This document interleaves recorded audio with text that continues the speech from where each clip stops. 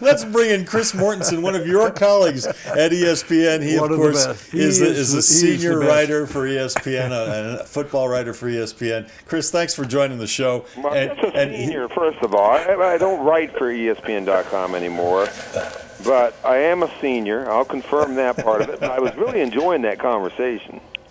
Well, we can drag you into it if you want, Chris. I mean, I expected you to. All right, Tim Tebow in Philadelphia. What do you think?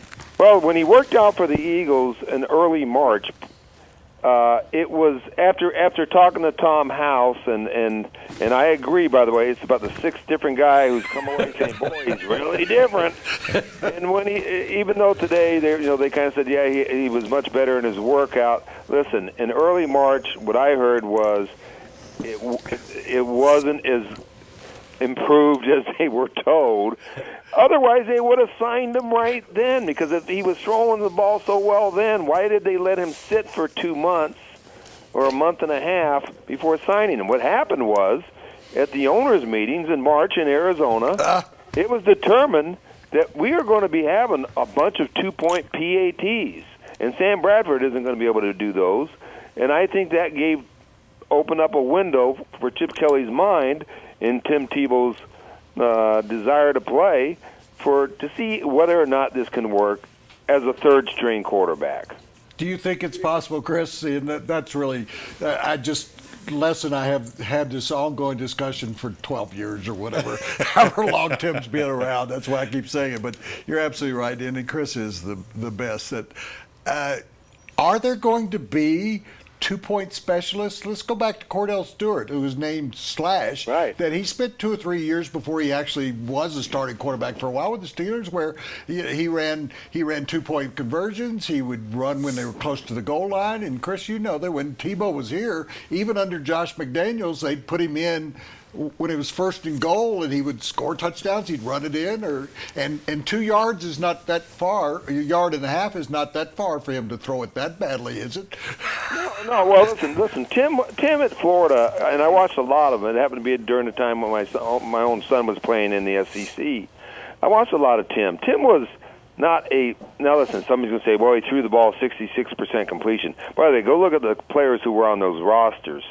And not just Aaron Hernandez, but I'm talking about four linemen, 3 of them Pro Bowl players. The defense was loaded. And he was a the old single wing type quarterback who literally, when you got getting near the goal line, nobody else was touching the ball. And one thing he has down near the goal line, he has good vision. He is a powerful guy. And I think the mistake was made with the wildcat formation. That being the only way. I mean, there's other ways. I think Chip Kelly's pretty creative, so I think there's a chance, and I do believe there will be teams, depending on who their quarterback is. Obviously, some guys can throw that ball in. They're just not going to run that play that the Seahawks ran against the Patriots down there at the end of the Super Bowl with Russell Wilson. I guarantee you there will be a different play for Russell Wilson than that play. We hate to drag you, Chris, into the discussion about Tebow, but Les can't help himself. Every day he wants to talk about it. But let's turn our attention to what's going on, really important in the NFL, and that would be the draft is a week away, and your overall thoughts. I'd like to start with, we talked about the quarterback class is not very good, but there's so much discussion around the 2 guys.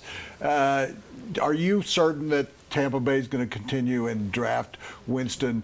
Is somebody going to make the Titans a good enough offer to jump up and get Mariota? What's your feeling?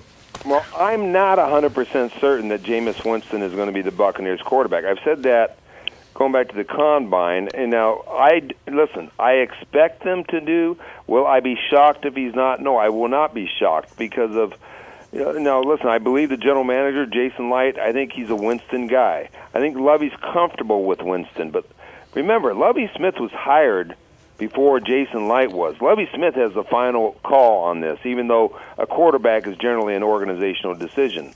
And there are some there who like Marcus Mariota better than Jameis Winston. Lovey seems to be comfortable with Winston, but certainly knows Mariota's redeeming traits. I mean, Tony Dungy is one of Lovey's best friends, lives in Tampa, His son Eric played at Oregon. His son Eric is now an intern for Lovie Smith at the Buccaneers. And Mariota did run more passing concepts that are pro-related than people will give him credit for. That being said, okay, I'm expecting Winston to be the guy. I'm not 100% certain he's going to be the guy. Now, if Winston were available to Tennessee at 2, they're taking him. We don't even have trade talk. I mean, they'll take him. They feel pretty strongly about Winston. If Mariota's there at 2, I think the Titans take Mariota. But I think when they're on the clock that they would hope that somebody comes up and tries to get him. Chris, we had a discussion today on Around the Horn about the 10-game suspension of Greg Hardy, and my opinion is that last year, at the beginning of the year, it was a 2-game suspension. That's when all of this kind of brought up, and then they changed it into a 6-game suspension. Maybe you can help me out. How do you come up with 10 games, or is this a case of Goodell saying, I'm going to please the public, and then when they have an appeal, we can say, well, we threw the book at him, and the appeal judge or the arbitrator brought him back to 6 games. Do you have a feeling about that? I think the latter part of that's probably true. In other words, hey, listen, we have the evidence, we have pictures, we know, we're pretty certain what he did. We have a new investigative unit, Lisa Friel, who was a very accomplished prosecutor in New York City, Manhattan. Headed up the investigation, and with many others contributing, and they got access to a lot of the exhibits, the testimony, the photos that went on with the first trial, in which the judge found him guilty, but then by Carolina law, weird law, he appealed, and there was never a jury trial because the girl disappeared. And so I do believe that, yes, you know what, we've got to give him at least this amount. And if it's reduced by appeal, we did our job. I think what was most compelling when you read through the details of Roger Goodell's letter and explanation, he never mentions domestic violence because that's what got him in trouble on the appeal process. He basically says even under the former personal conduct policy, this would be conduct detrimental with aggravating circumstances that would merit this type of discipline. And that's where the argument's going to come in. Changing, and since we are here in Denver, and you have followed closely the personnel here in the situation, I maintain with Les that the window is closing.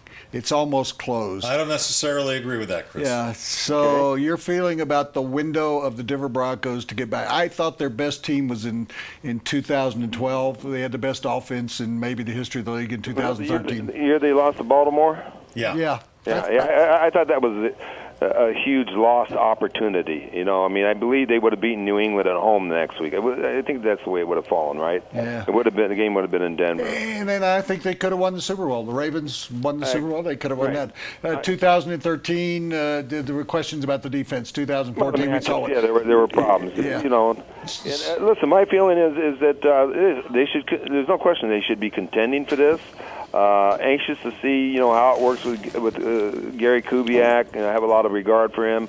What Rico Dennison does with the offensive line, the protections are very simple, and it works wonderful when the ball is being run the way it should be run. But they have to address the offensive line, and not to mention the defensive line in this draft.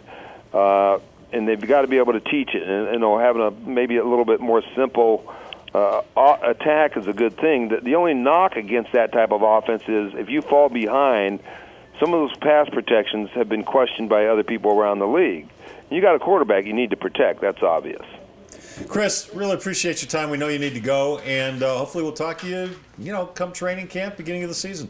Look forward to it, guys. You take care. All right, Chris Mortensen of ESPN. Bye.